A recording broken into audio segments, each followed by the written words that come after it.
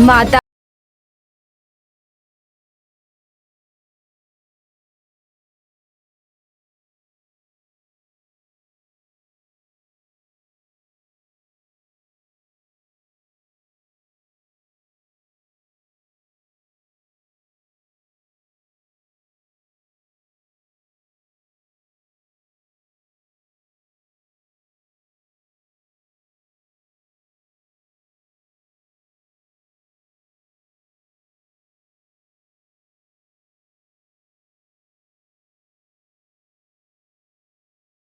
और प्रभु नारायण की प्रतिमाओं के स्थान पर मंदिरों में अपनी प्रतिमाएं स्थापित करने वाला प्रभु का ऐसा घोर विरोधी एकमात्र हिरण्यकश्यपु ही था।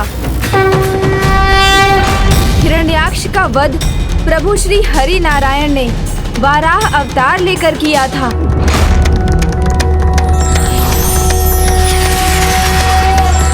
नारायणाय सुरमंडन मंडनाय नारायणाय सकल स्थिति कारणाय नारायणाय भवभीति निवारणाय नारायणाय प्रभवाय नमो नमस्ते।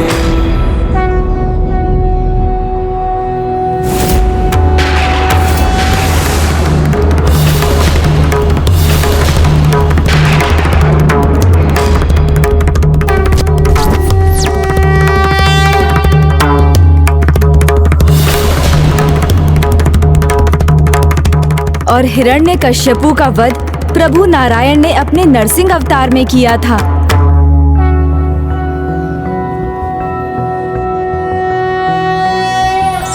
शांताकारं भुजगशयनं सुरेशं विश्वाकारं गगनसदृशं मेघवर्णं शुभांगं लक्ष्मीकान्तं कमलनयनं योगिहृदध्यानगम्यं वन्दे विष्णुं भवभयहरं सर्वलोकैकनाथम्।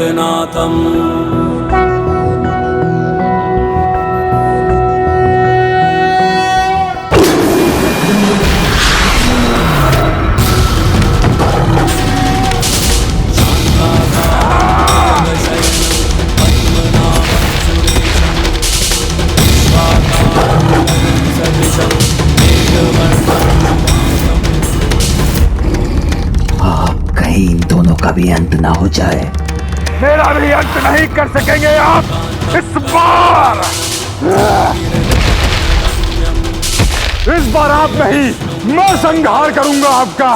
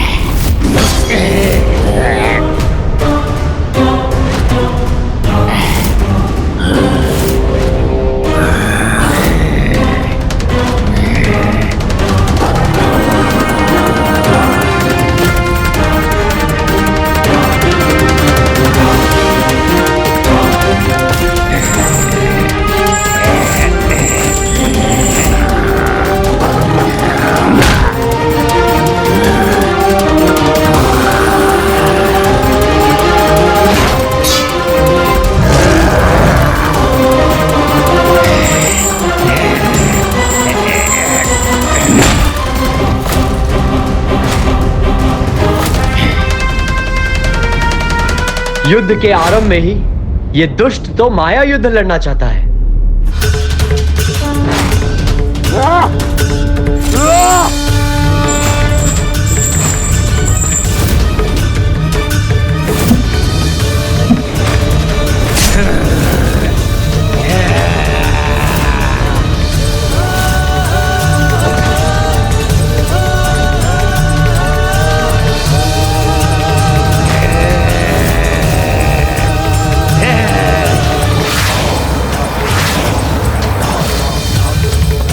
खाता हिरण्याक्ष की कैसी दुर्दशा हो गई है।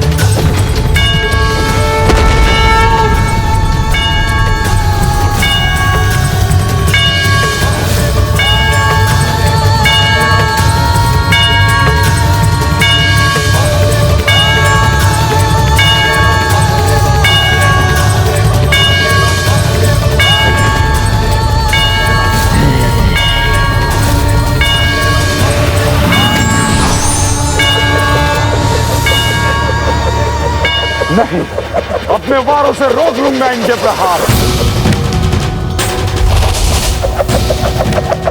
तुम्हारी दुष्टता ही पुनः तुम्हारे अंत का कारण बनेगी मूर्ख। पद्मनाभं सुरेशं विश्वाकारं गगनसदृशं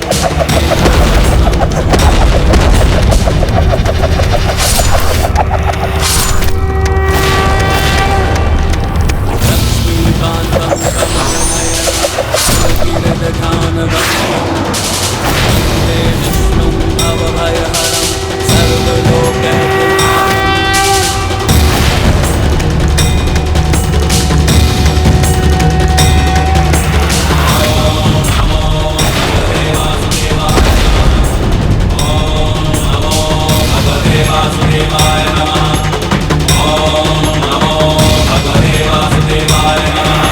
नारायण अवतार प्रभु श्वेत वाराह की नारायण अवतार प्रभु श्वेत वाराह की नारायण अवतार प्रभु श्वेत वाराह की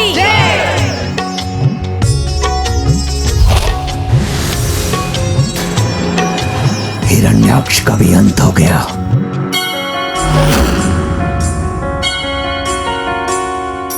नमः स्वयंभुवे तुम्यं सृष्टे सर्वार्थवेदिने नमो हिरण्यगर्भाय वेदसे परमात्मने।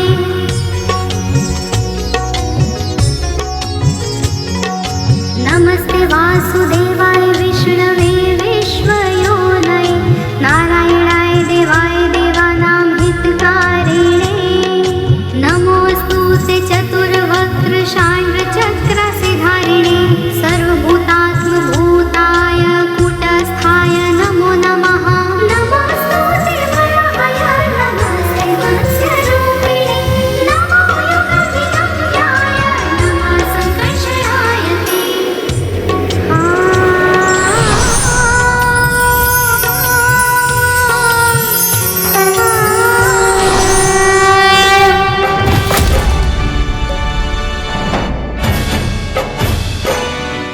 घाटा हिरण्याक्ष के वध का प्रतिशोध लूंगा मैं।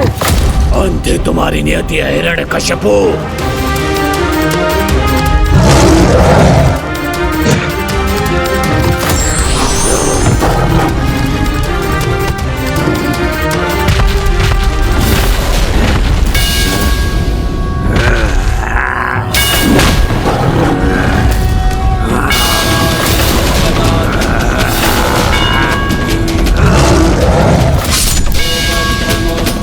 देवं भूधरं भुवनेश्वरं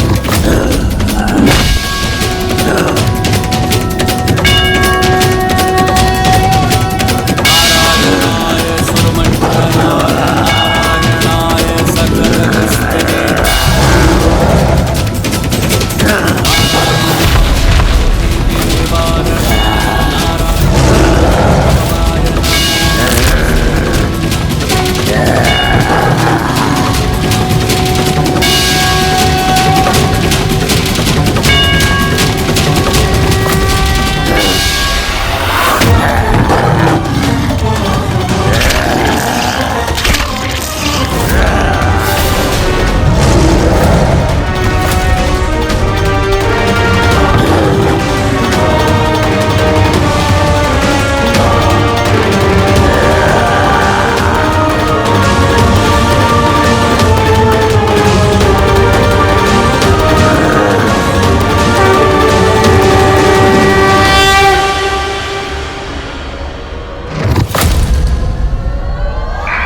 हिरण्यकश्यपु की छवि तो अभी भी मेरे महाअस्त्र पर प्रकाशित हो रही है।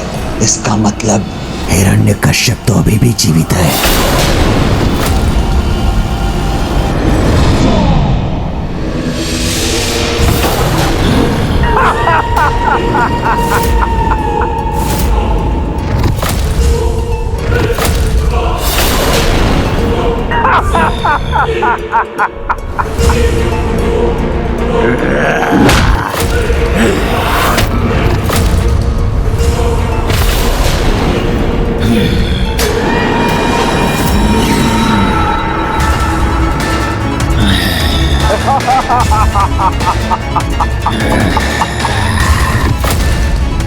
मैंने कहा था ना, इस बार मेरा वध कोई भी नहीं कर सकता, आप भी नहीं। हिरण्यकश्यप में जीवन भी है, साहस भी है और शक्ति भी। इसकी मृत्यु तो प्रभु नरसिंह के द्वारा ही हुई थी, फिर ये बच कैसे गया?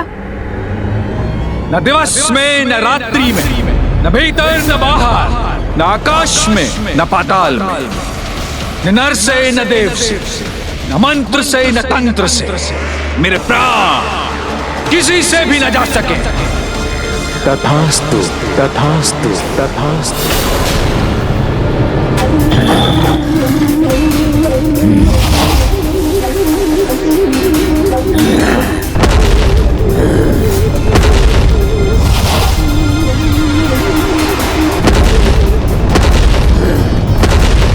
इसको प्राप्त वरदान के अनुसार अभी इसके अंत के कारण उत्पन्न नहीं हुए हैं, क्योंकि उसकी 2 अवस्थाएं अभी शेष हैं।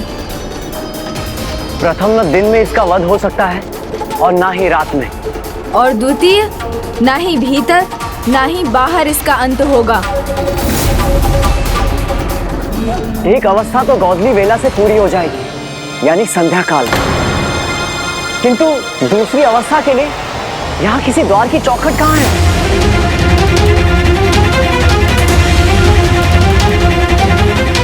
आशावादी को हर एक कठिनाई में भी अवसर दिखता है। वो किसी भी चुनौती के लिए तैयार रहता है, चाहे वो समय का हो या अन्य किसी परिस्थिति का। हमें जो करना है संध्या काल की समाप्ति से पहले करना होगा।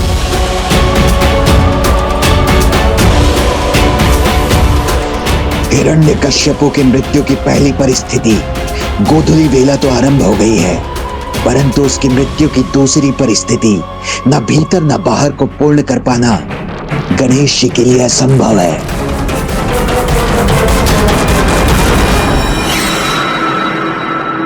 मैं प्रभु विश्वकर्मा का आवाहन करता हूँ।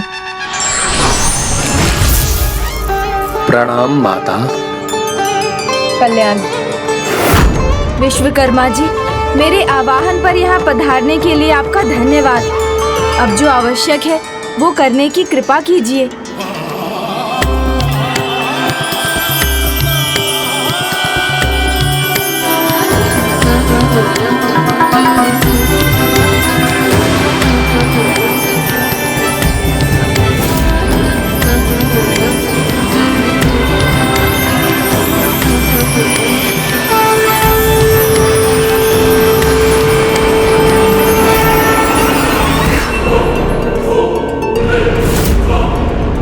ये क्या स्वामी, गणेश जी ने तो द्वार की चौखट की व्यवस्था भी कर दी। किंतु गोधूली वेला समाप्त होने से पहले ये कार्य कदापि संपन्न नहीं होगा।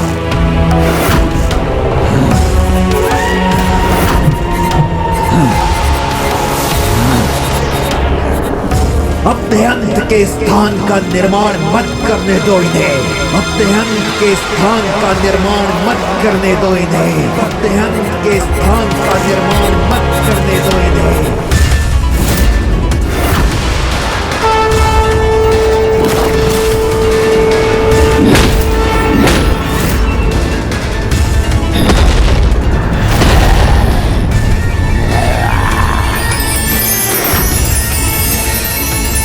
नहीं, ये मैं कदापि नहीं होने दूंगा।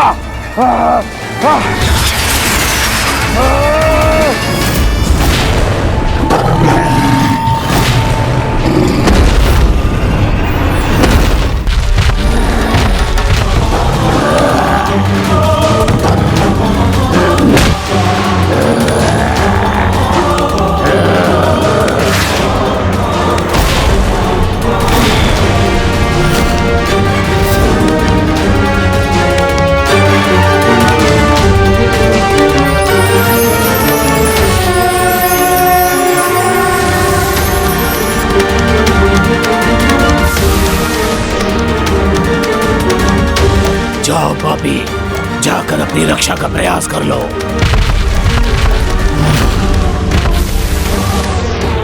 गोधूली बेला आरंभ हो चुकी है। द्वार की चौखट की रचना भी पूर्ण है। अब तुम्हारे पास कोई उपाय नहीं।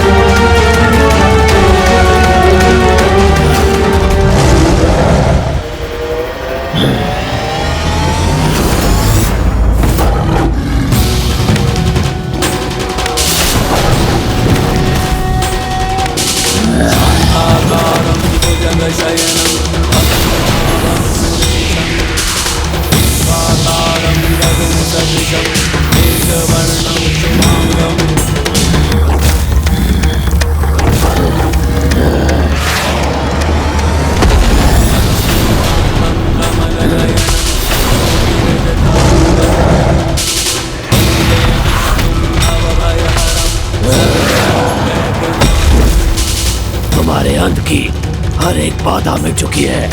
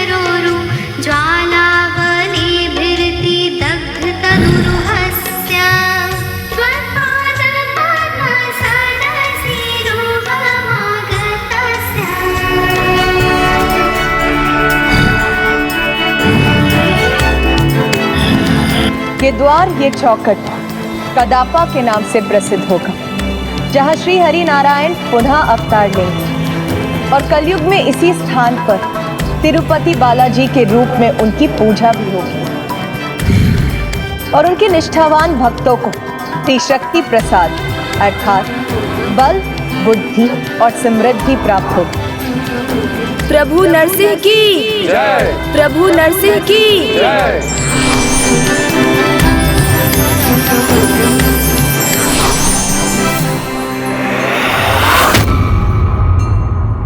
आप युद्ध में पराजित होकर अभी भी युद्ध में लगे हैं। हमारी पुत्री हमारी प्रतीक्षा में होगी। उसकी मधुर और स्नेह भरी वाणी सुनकर आप इतने आनंदित हो जाएंगे कि आप युद्ध तो क्या सब कुछ भूलने पर विवश हो जाएंगे।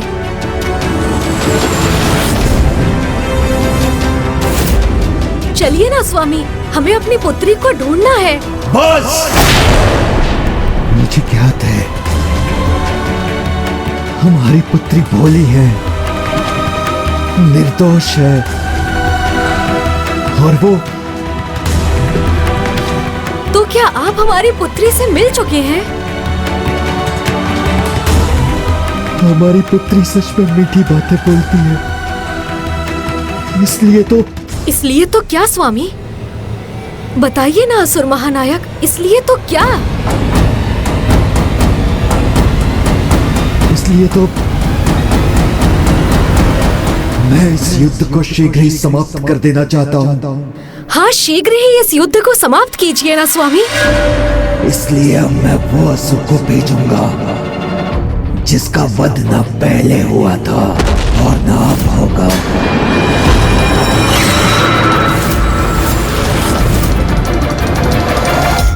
अब मैं उस ससुर को भेजूंगा जिसका वध न पहले हुआ था और न अब होगा। कौन? किसे भेजेंगे आप? बलेंद्र, असुर सम्राट बलि के असुर रूप बलेंद्र, जिनमें बलि का ही तत्व होगा। और जब आज तक बलि की मृत्यु नहीं हुई तो बलेंद्र की कैसे होगी?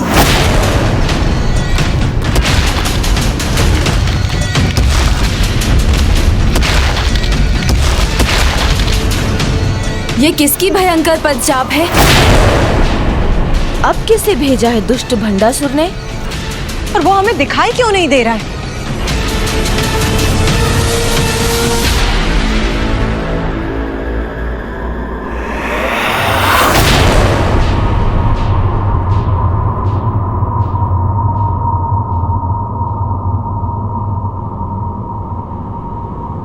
वो यही हमारे निकट है। कहाँ माता? कहाँ है वो?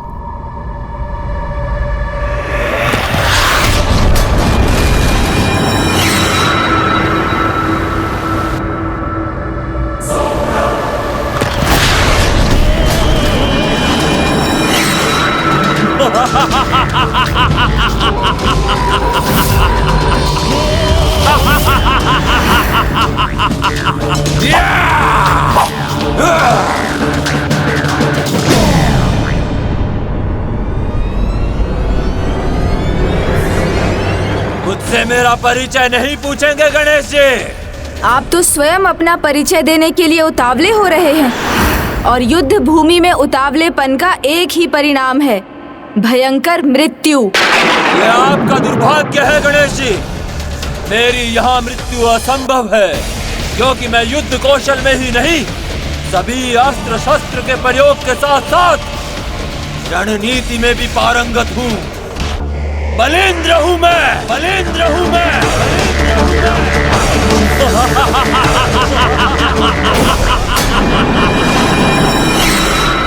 मैं कहाँ से आकर युद्ध करूंगा और कहाँ अदृश्य हो जाऊंगा, ये किसी को ज्ञात नहीं।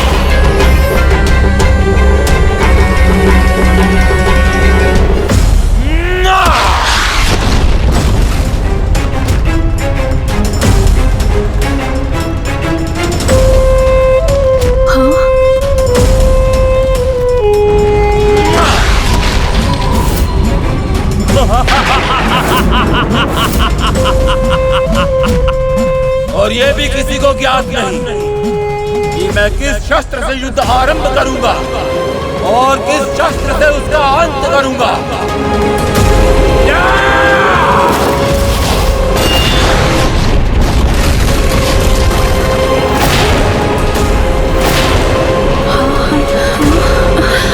इस दुष्ट ने अभी तक तो अपने मायावी अस्त्र के प्रभाव से असुरों को भेजा, किंतु इस बार महाराज बलि के तत्व से बलिंद्र उत्पन्न कर दिया।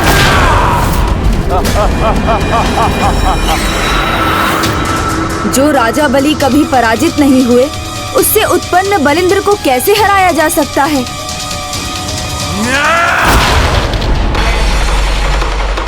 आप कहिए गणेश जी, आप इस महायोद्धा बलिंद्र से युद्ध करने किसे भेज रहे हैं? यदि बलि का तत्व यहाँ है, तो प्रभु नारायण के वामन अवतार का भी यहाँ प्रकट होना अनिवार्य है।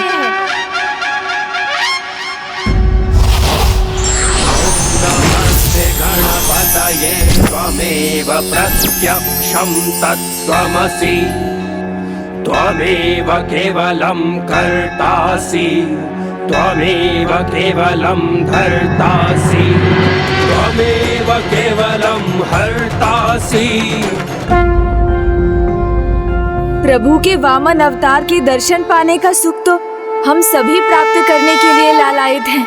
वो ही बलिंद्र को वश में भी करेंगे।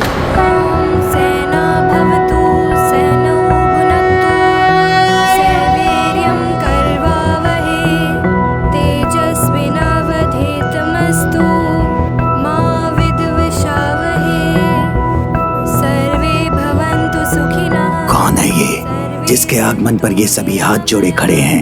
सर्वे भद्राणि पश्यन्तु मा कश्चित् दुःख भाग्।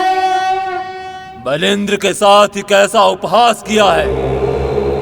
एक साधारण बालक को भेज दिया जिसे पाठ करने के सिवाय कुछ नहीं आता होगा। ये करेगा मुझे पराजित। ये सर्वे सन्तु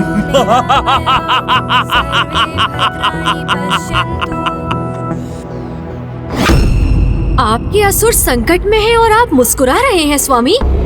गणेश जी को भली भांति ज्ञात है कि महाराज बलि को नारायण के वामन अवतार ने ही वश में किया था।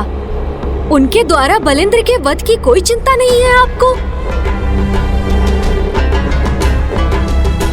नहीं, वामन किसी का वध नहीं करेंगे, क्योंकि वो एक योद्धा नहीं, एक संत के समान है। मंत्र शस्त्र नहीं बनते और संत योद्धा नहीं बनते, इसलिए इस बार तो मेरी ही विजय होगी। अनुज गणेश, प्रभु नारायण के वामन अवतार युद्ध नहीं करेंगे तो फिर इस असुर का वध कैसे संभव होगा?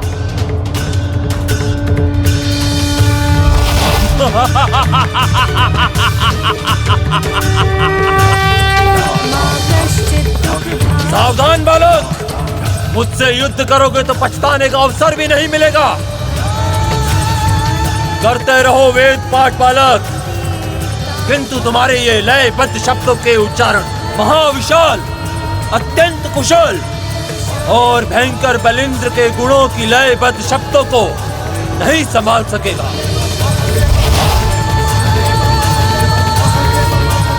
भयभीत हो मुझसे बालक, भयभीत, अन्यथा युद्ध के पूर्व ही मेरे पांव के भार से अपने प्राण खो दोगे।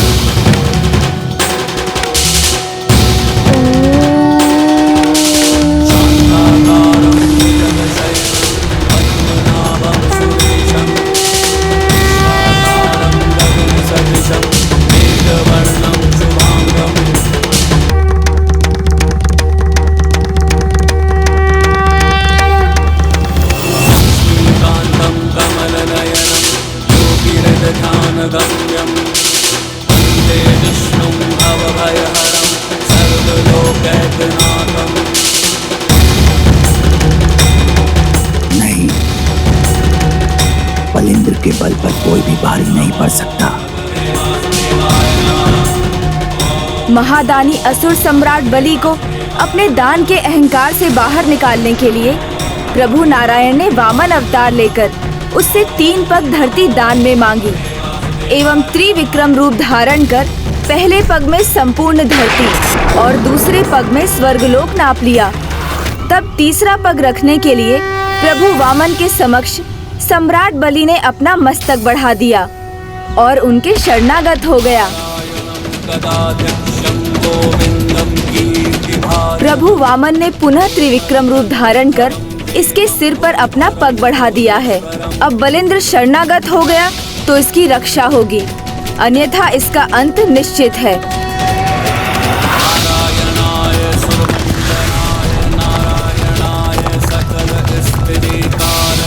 मैं बलिंद्र को कुछ नहीं होने दूंगा।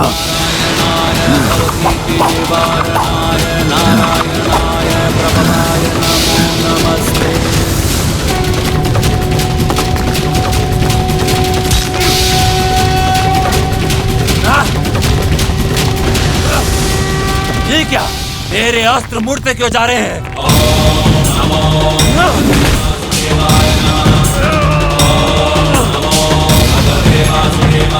मैं धरती में प्रवेश कर ही स्वयं को सुरक्षित कर लूंगा।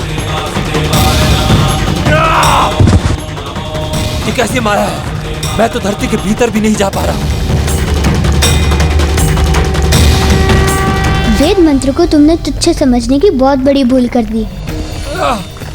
वेद मंत्र ज्ञान के ही नहीं, अपितु अपार शक्ति के भी स्रोत है। इनके मंत्र को पाठ करने वाला चाहे किसी भी आकार का हो, उसका अंतर्मन, उसकी आत्मा ब्रह्मांड के समान विशाल हो जाती है और वो अपने आत्मबल से किसी को भी प्राप्त कर सकता है। जो भी हो, मैं अजय हूँ। राजा बलि के तत्व से उत्पन्न हुआ हूँ, जिसका कभी वध नहीं हुआ था, इसलिए मेरा भी वध नहीं हो सकता। तुम भी मेरा वध नहीं कर सकते। हाँ, सत्य कहा तुमने। अशोक सम्राट बलि का वध नहीं हुआ था, क्योंकि मेरे पाँव के स्पर्श मात्र से उन्होंने अपने भीतर के असुरी प्रवृत्ति और अहंकार को त्याग कर दिया। इतना ही नहीं, स्वयं को समर्पित कर दिया। यदि कोई भी अपने अहंकार का त्याग कर पूर्ण समर्पण भाव से शरणागत होता है तो क्षमा का पात्र बन जाता है।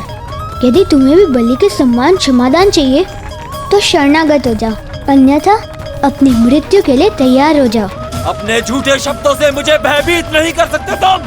मैं असुर महानायक भंडासुर के शरण में हूँ, तो तुम्हारे जैसे एक संत और तपस्वी की शरण में क्यों आऊं, जो न युद्ध करेंगे और न ही मेरा वध। किंतु श्री माता ललिता तो तुम्हारा वध कर सकती हैं।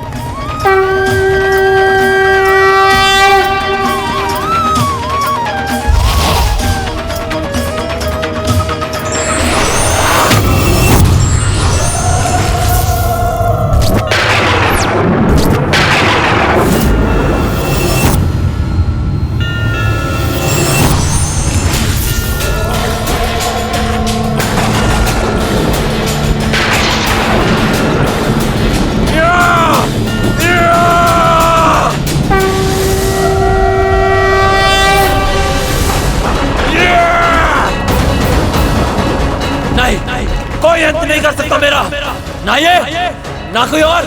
कर सकती ही नहीं, माता तुम्हारा वध अवश्य करेंगी, क्योंकि असुर सम्राट बलि के विपरीत तुमने धर्म पथ को स्वीकार कर प्रभु वामन की शरण में जाने से अस्वीकार कर दिया। इसलिए अब तुम्हारे सामने एक विनाश का ही पथ शेष है बलिंद्र।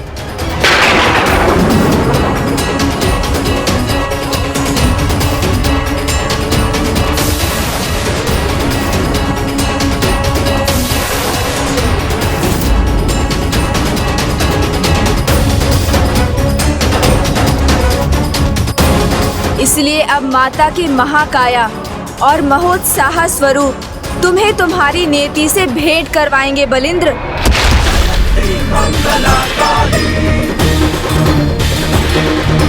भद्रकाली कपालिनी जयंती मंगला काली, भद्रकाली कपालिनी दुर्गा क्षमा शिवा दात्री, स्वाहा स्वधा नमोस्तुते। दुर्गा क्षमा शिवा दात्री, स्वाहा स्वधा नमोस्तुते।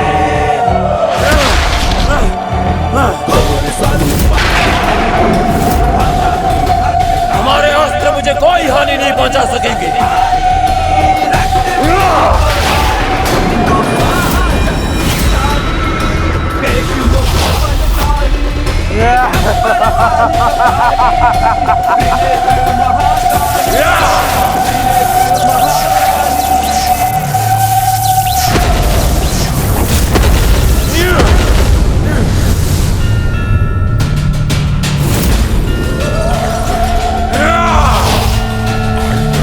मेरा एक अस्त्र नष्ट किया है तुमने, किंतु पुनः प्रहार करूंगा मैं।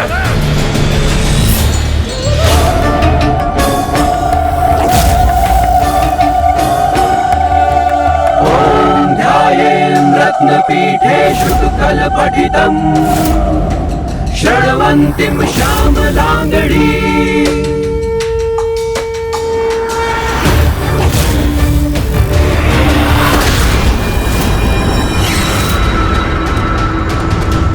ये दुष्ट तो माया युद्ध लड़ना चाहता है। अब तुम देख भी नहीं सकोगी और मैं तुम्हारा अंत कर दूंगा।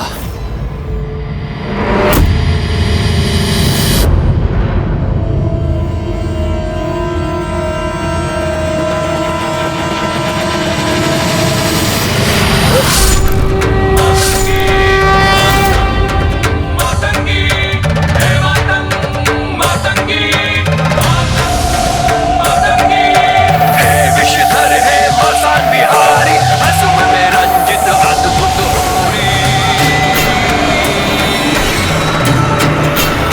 असंभव। उसका वध कैसे संभव है?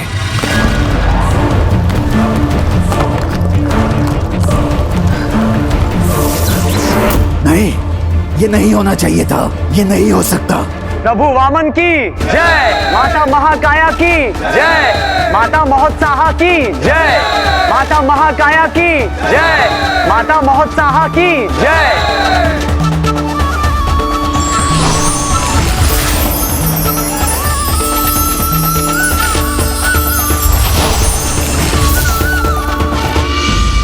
अतीत से जिसकी अंत का कोई सूत्र नहीं जुड़ा, उसका वध कैसे हो गया?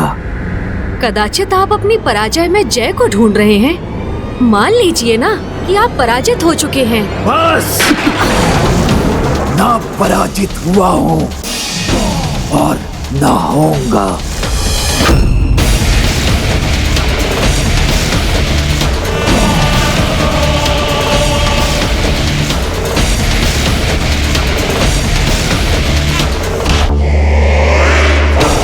घृणा है मुझे पराजय शब्द से। पराजय कभी मत कहना मेरे सामने। विजय के लिए मैंने क्या कुछ नहीं किया। ये आसुरी अस्त्र पाया, वो भी किस मूल्य पर, जिसकी तुम क्या कोई भी कल्पना नहीं कर सकता। एक महात्याग करना पड़ा है मुझे। एक महात्याग करना पड़ा है मुझे। ऐसा कौन सा मूल्य दिया है? कौन सा महात्याग किया है आपने?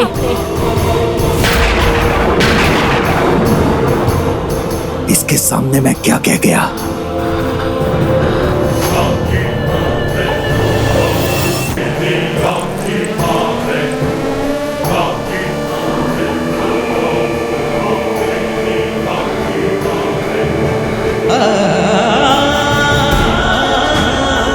ये रक्त पुनः कैसे उभर आया मेरे हाथों पर?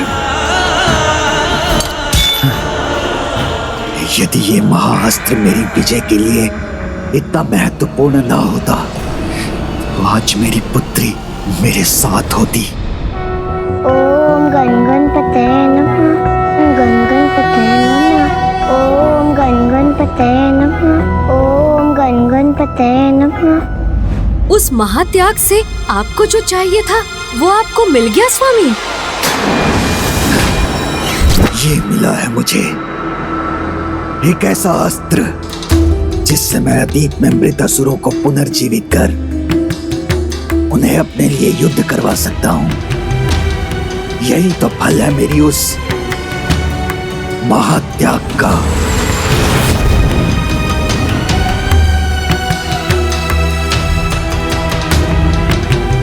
किंतु मेरे वो सभी असुर एक एक कर पराजित होते जा रहे हैं। इसलिए मुझे लग रहा है जैसे मुझसे कोई बहुत बड़ी भूल तो नहीं हो गई। ओम गण गणपते नमः, ओम गण गणपते नमः। मुझे विश्वास है मेरे त्याग में कुछ कहीं अवश्य छूट गया है मुझसे। ओम गण गणपते नमः, ओम गण गणपते नमः। इसलिए मुझे असफलता का मुख देखना पड़ रहा है।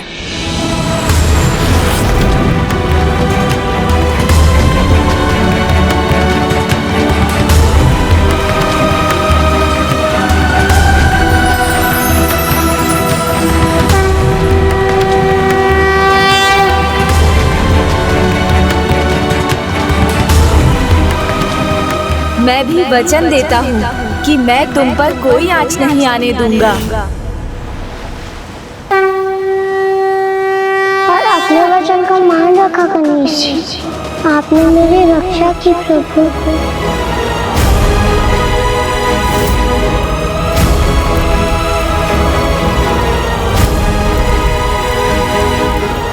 रश्मि प्रभा,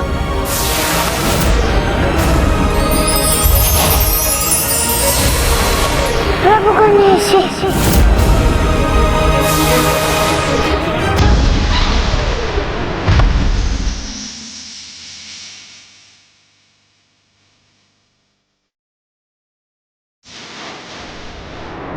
रश्मि प्रभा सुरक्षित है।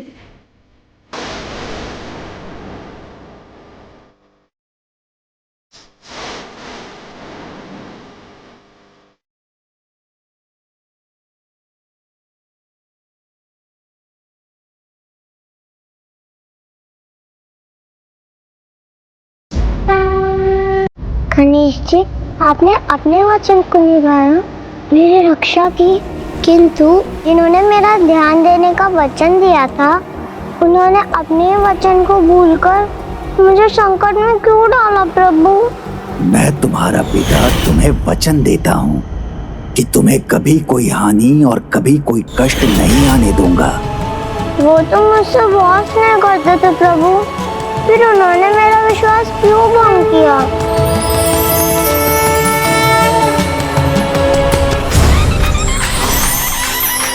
प्रणाम प्रभु।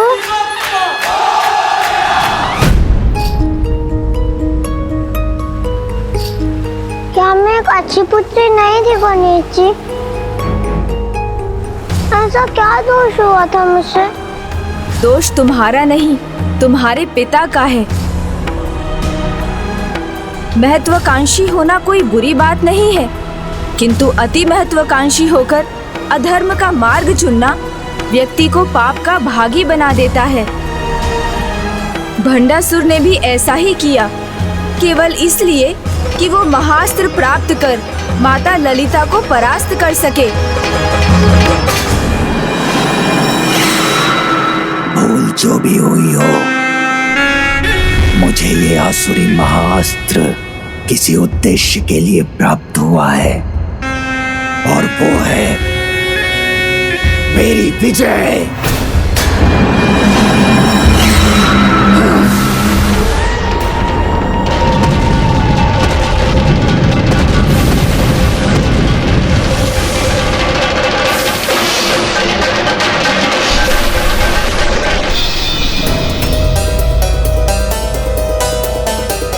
युद्ध भूमि में किसी का आगमन हो चुका है। गणेश को उसे पहचान कर उसके अंत का उपाय सुझाना होगा। किंतु गणेश है कहाँ?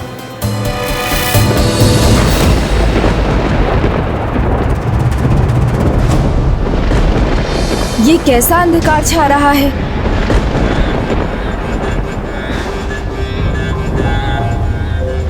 तुम्हारे पिता ने किसी और योद्धा को भेज दिया है, इसलिए मुझे शीघ्र वहां जाकर माता को उसका सामना करने का उपाय सुझाना होगा, जिससे वो उसके विरुद्ध शस्त्र उठाकर उसका वध कर सकें। किंतु प्रभु, जाना तो मुझे भी होगा। तुम्हें कहाँ जाना है?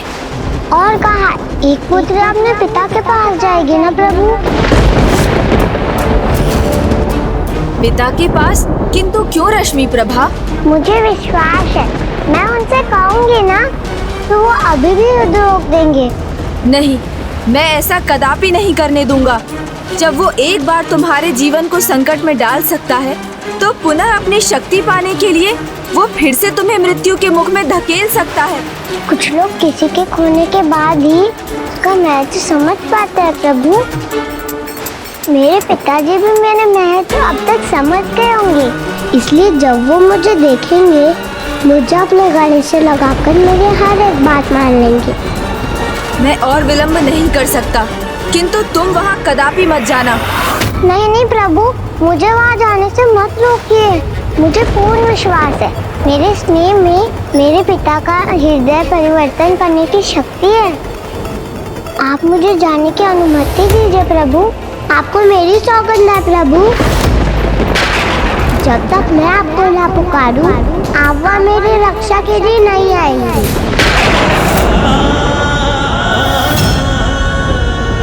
जब तक मैं आपको ना पुकारूं, आप वहाँ मेरी रक्षा के लिए नहीं आएंगे।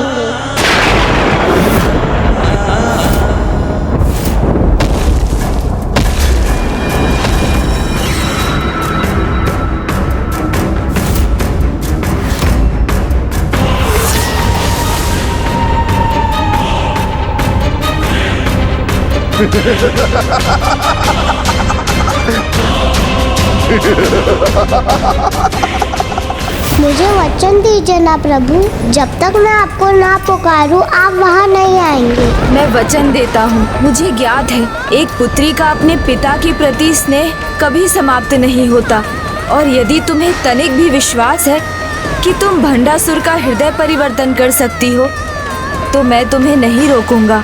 धन्यवाद प्रभु।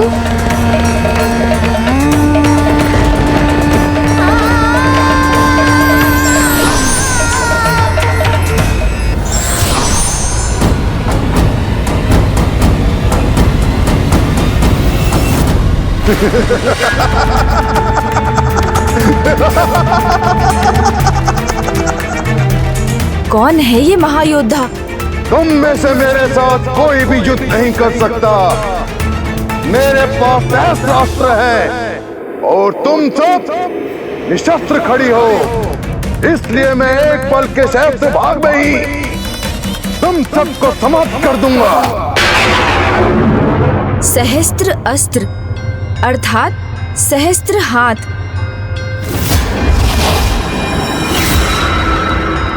तो ये सहस्त्र बाहु है, अर्थात सहस्त्र बाहु कार्तिवीर्य अर्जुन, जिसका वध प्रभु परशुराम जी ने किया था।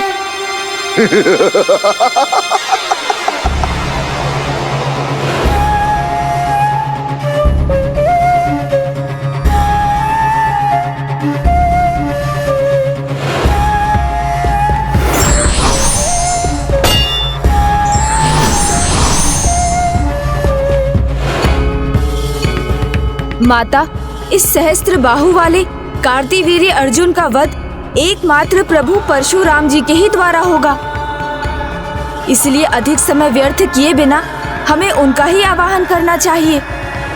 गणेश, परशुराम जी चिरंजीवी अनंत काल के लिए अपने ध्यान में मग्न है। उनका आवाहन कर उन्हें बाहर लाना असंभव, इसलिए हमें वहां जाकर उन्हें उनके ध्यान से बाहर लाना होगा।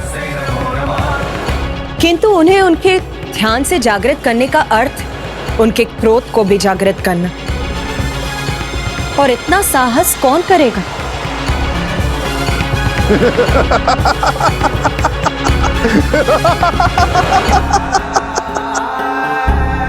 मुझे अनुमति दीजिए माता, मैं जाकर प्रभु परशुराम जी को उनके ध्यान से जागृत करूंगा।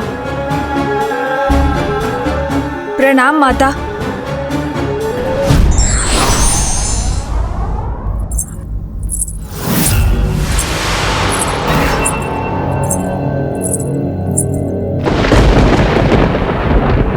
रश्मि प्रभा?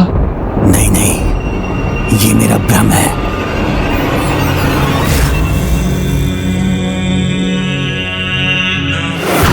मैं महेंद्रगिरी पर्वत पर तो पहुंच गया।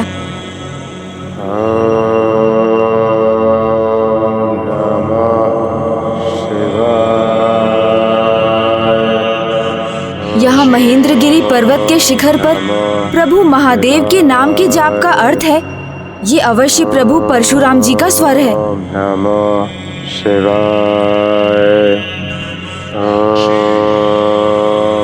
प्रभु का स्वर तो सुनाई दे रहा है, किंतु वो दिखाई क्यों नहीं दे रहे हैं? मुझे शीघ्र उन्हें अपने साथ लेकर जाना होगा। मैं भी कैसे भूल रहा हूँ, श्रद्धा पूर्ण भक्ति के बिना प्रभु के दर्शन भला कैसे संभव है?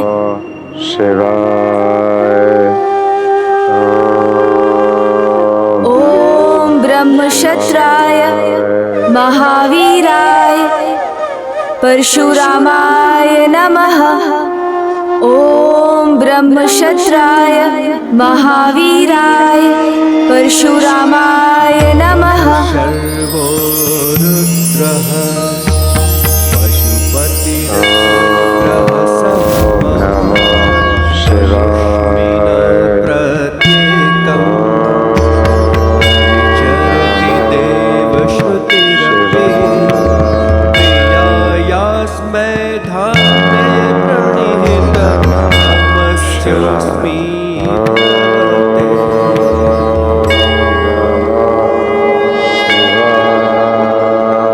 प्रभु के मुख पर कठोर भाव एक महायोद्धा का है, तो उनका दिव्य तेज एक महान तपस्वी का।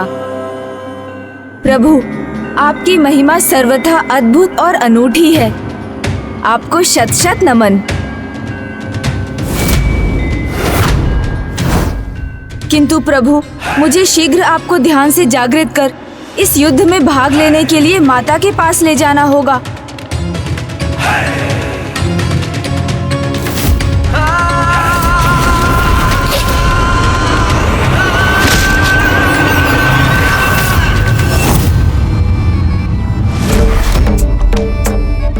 माता ने भी कहा था, उनके ध्यान से उन्हें जागृत करने का अर्थ है उनके क्रोध को जागृत करना। किंतु वहां युद्ध भूमि की स्थिति में तब तक कोई परिवर्तन नहीं आएगा जब तक प्रभु वहां नहीं होंगे, क्योंकि भंडासुर ने कार्तिवीर्य अर्जुन को भेजकर इस बार बहुत बड़ी चाल चली है।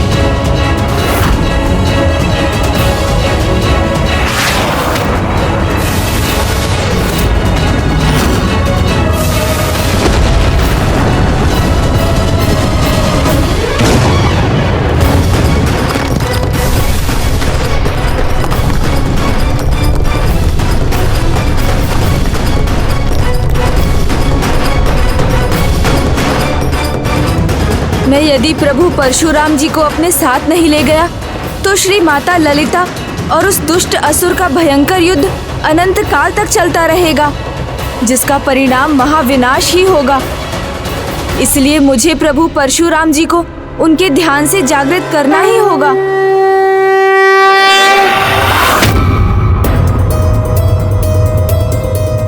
हे प्रभु परशुराम जी, हमें आपकी सहायता चाहिए। कृपा कर आप अपने ध्यान से जाग जाइए प्रभु। हे प्रभु, संसार को आपकी आवश्यकता है। अपने ध्यान से बाहर आने की कृपा कीजिए।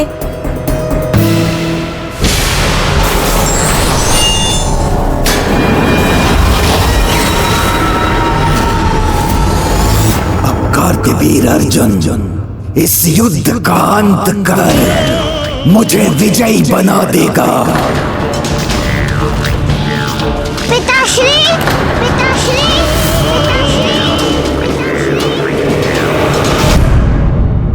क्या हुआ स्वामी? रश्मि प्रभा का स्वर कैसे सुनाई दे रहा है?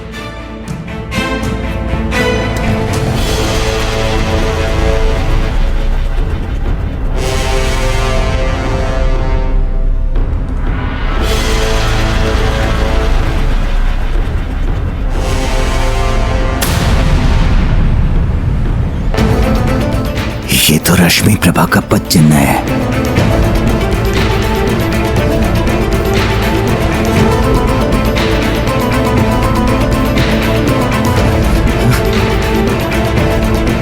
अब यहाँ मेरा कार्य संपन्न हुआ। अब ये स्वयं ही अपने पापों का सामना करेंगे। दया कीजिए प्रभु, जागृत हो जाइए अपने ध्यान से। संसार की रक्षा कीजिए। जिस अधर्मी राजा का आपने वध किया था वो पुनः जीवित हो गया है। संसार के लिए संकट बन रहा है। उस दुष्ट ने श्री माता ललिता के विरुद्ध अस्त्र उठाने का दुस्साहस किया है।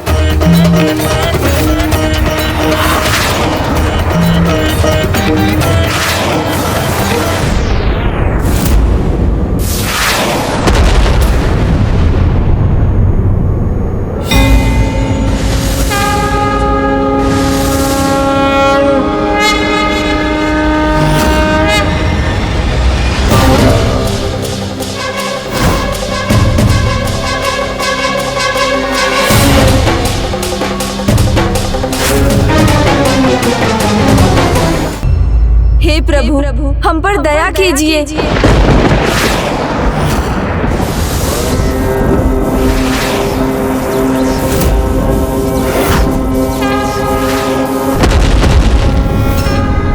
प्रतीत होता है प्रभु परशुराम जी का क्रोध जाग गया है।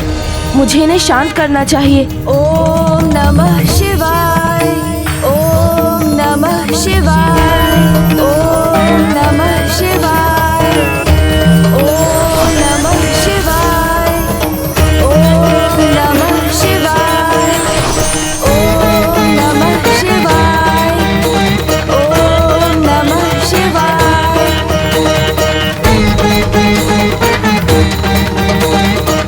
हे महान प्रभु परशुराम जी, प्रभु महादेव के महाशिष्य, उनके महाभक्त हैं आप। मैं आपको अपने साथ ले जाने आया हूँ।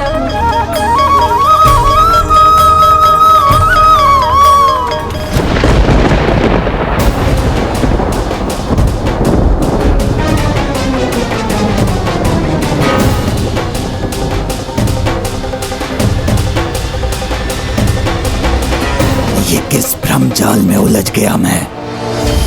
इन भवन के अवशेषों में, इन मिथ्यापद चिन्हों के पीछे क्यों आ गया मैं?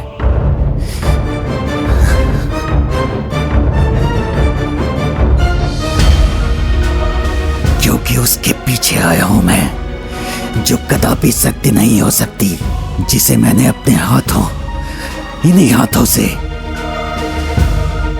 बस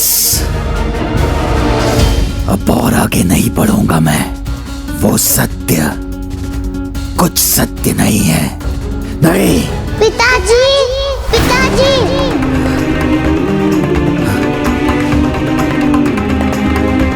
पिताजी, पिताजी।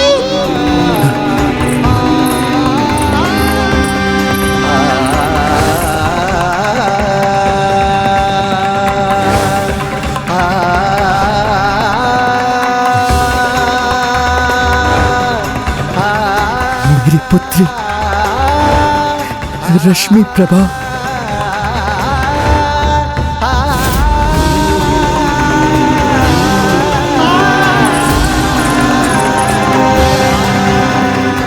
नहीं, ये सत्य कैसे हो सकता है? नहीं। देवी, तुम्हारी शक्ति का अनुमान हो गया है मुझे। अब अनुमान लगाने की बारी तुम्हारी है देवी।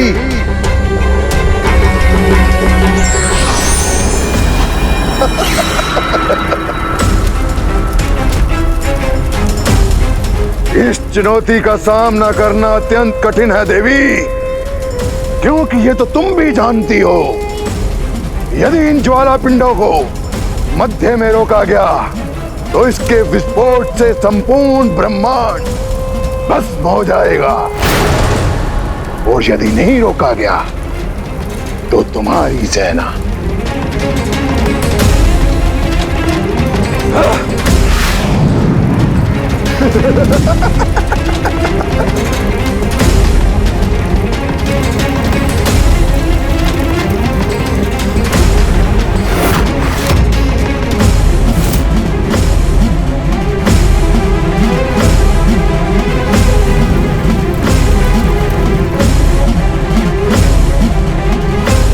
अनुज गणेश, शीघ्र लौटो।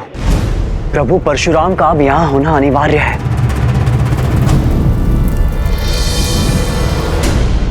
प्रभु, विनम्रता पूर्वक कहना चाहता हूँ, अनुरोध किसी सत्य कार्य के लिए हो तो स्वीकार कर लेना चाहिए।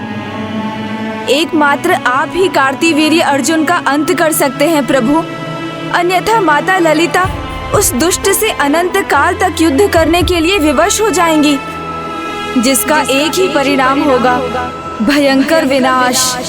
सर्वनाश, महाविनाश होगा, विनाश होगा।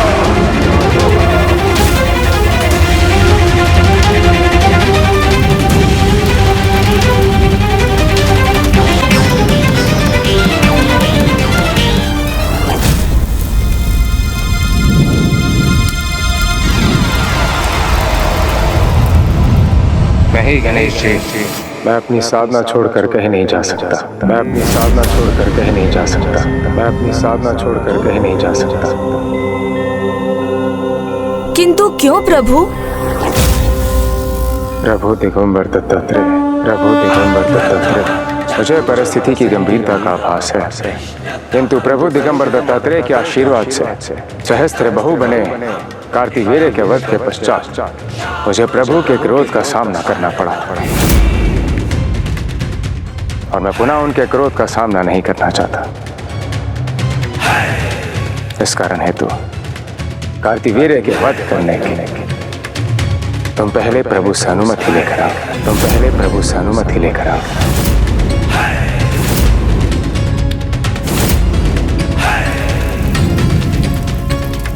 ये कैसी विपदा है? संकट निरंतर बढ़ता जा रहा है। प्रभु से अनुमति मिलते ही मैं तुम्हारे साथ इस युद्ध में भाग लूंगा। किंतु प्रभु,